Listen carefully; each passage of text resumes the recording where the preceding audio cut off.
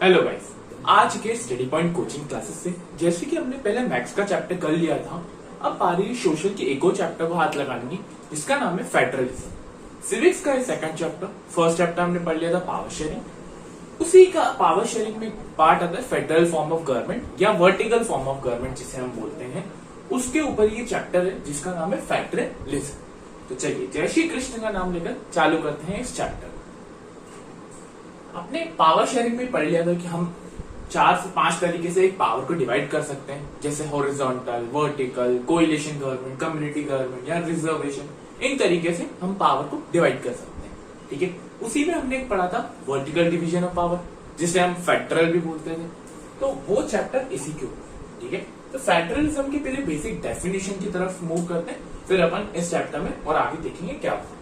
Federalism is a system of government, ये government का system है in which power is divided between a central authority and various constituents of a country. ये एक ऐसा system of government है, जहां power जो डिवाइड होती है एक सेंट्रल अथॉरिटी, सेंट्रल मतलब बीच की सबसे पावरफुल, और उसके छोटे छोटे पार्ट्स में वेरियस कॉन्स्टिट्यूएंट्स।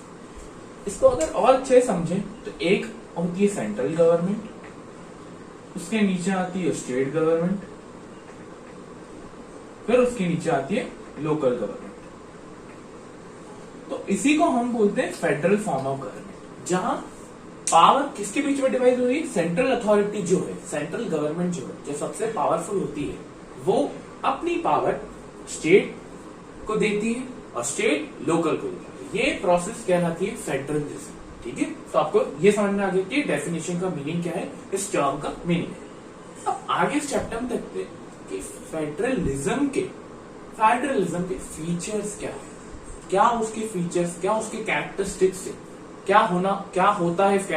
मतलब एक फेडरलिज्म है तो वो हम कैसे पता चलेगा, क्या क्या चीजें हैं उसके बारे में जानेंगे। फीचर्स ऑफ फेडरलिज्म में पहला है there are 2 or more levels of government. बहुत आसान, एक फेडरलिज्म में जो भी फॉर्म ऑफ गवर्नमेंट है फेडरलिज्म, उसमें 2 या 2 से ज्यादा होनी चाहिए। तो बेसिक पॉइंट है, हमको यहाँ 3 दिख रही, 2 तो होनी चाहिए मिनिमम, उससे ज्यादा भी हो सकती है।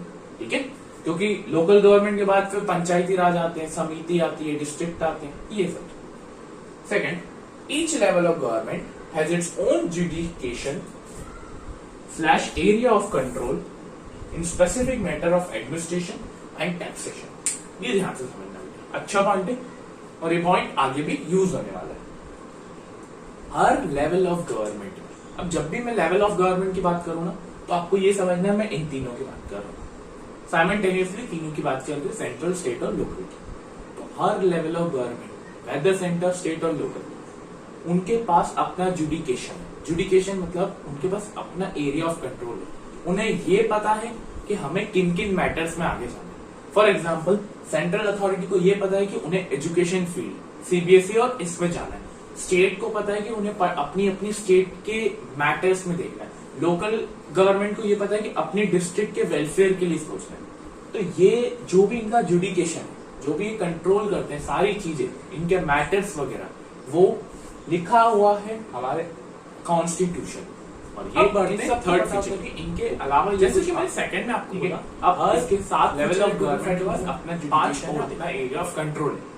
अब सवाल उठते हैं कि ये एरिया ऑफ कंट्रोल कहाँ होगा, कहाँ लिखा होगा कि क्या ये चीज इसके अंदर आती है, ये चीज इसके अंदर आती है। थर्ड पॉइंट उसी को जस्टिफाई करता है कि jurisdiction of each level is specified in the constitution. हमारे कॉन्स्टिट्यूशन में लिखा हुआ है कि सेंट्रल के पास कितनी आएगी, स्टेट के पास कितनी आएगी, और ये 3 लिस्ट बनती है, union list, central list, residuary list, वो हम पढ़ेंगे आगे। ठीक है, the fundamental provisions of government can not be changed by one level of government, can not be change bye, ये आप इसको हटा दीजिए, वन लेवल ऑफ गवर्नमेंट। इसका क्या मतलब, पहले ये समझिए फंडामेंटल प्रोविजंस ऑफ गवर्नमेंट क्या होता है।